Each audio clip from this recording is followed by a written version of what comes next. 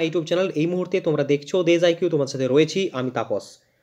West Bengal police recruitment বোর্ডের থেকে তোমাদের জন্য একটা গুড নিউজ রয়েছে, যেরকমটা তোমরা থাম্বনেলে দেখতে পাচ্ছ যে ওয়েস্ট বেঙ্গল পুলিশ কনস্টেবল 2024-এর যে রিক্রুটমেন্ট, সেই রিক্রুটমেন্টের জন্য বিজ্ঞপ্তি নিয়ে আপডেট তোমাদের জন্য নিয়ে এসেছি এই ভিডিওর মাধ্যমে।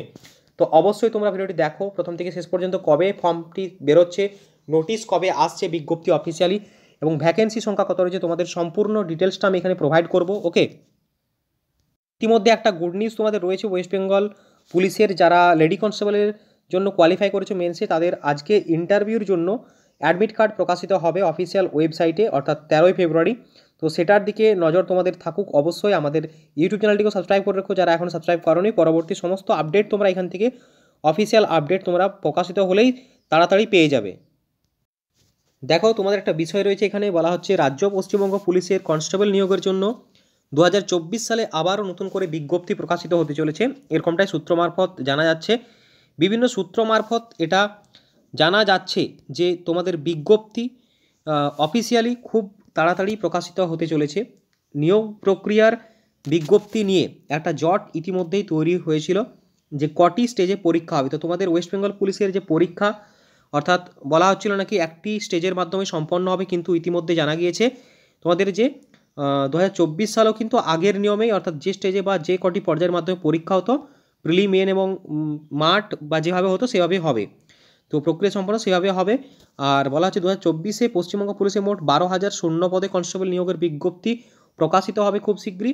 জানা যাচ্ছে যে তোমাদের বিজ্ঞপ্তি 15 থেকে 16 তারিখ বা 17 ফেব্রুয়ারির মধ্যে প্রকাশিত হবে। তোমাদের জন্য এইটা খুব ইম্পর্টেন্ট। দেখো, এই যে 15, 16, 17, অর্থাৎ এই তিনটে ডেটে তোমাদের অফিসিয়াল ওয়েবসাইটে যে কোনো সময় নোটিফিকেশন প্রকাশিত হবে 2024 কনস্টেবল নিয়োগের ক্ষেত্রে, যেখানে লেডি কনস্টেবল এবং কনস্টেবলের জন্য একসাথে কম্বাইন থাকছে মোট 12,000 শূন্যপদ।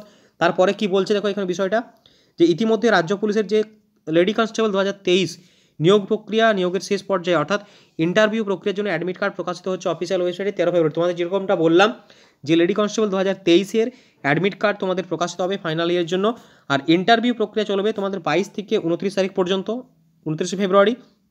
2024-এর যে কনস্টেবল নিয়োগ, তার ভ্যাকেন্সি সংখ্যা হচ্ছে 8,400 পুরুষ প্রার্থীদের জন্য, আর 3,600 থাকছে মহিলা প্রার্থীদের জন্য। এর পাশাপাশি তোমাদের কলকাতা পুলিশ কনস্টেবল অর্থাৎ কেপিএসআই নিয়োগের জন্য কিন্তু খুব শীঘ্রই বিজ্ঞপ্তি প্রকাশিত হবে, এরকমটাই জানা যাচ্ছে।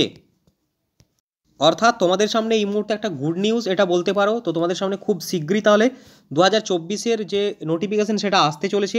মোট ভ্যাকেন্সি কত রয়েছে 12,000, আর ফর্ম ফিল আপের জন্য শর্ট নোটিশ সেটা প্রকাশিত হবে অফিসিয়াল ওয়েবসাইটের মাধ্যমে, এবং সেটা হচ্ছে 16 তারিখ বা 17 তারিখের মধ্যে তোমাদের অফিসিয়াল নোটিফিকেশান আসবে।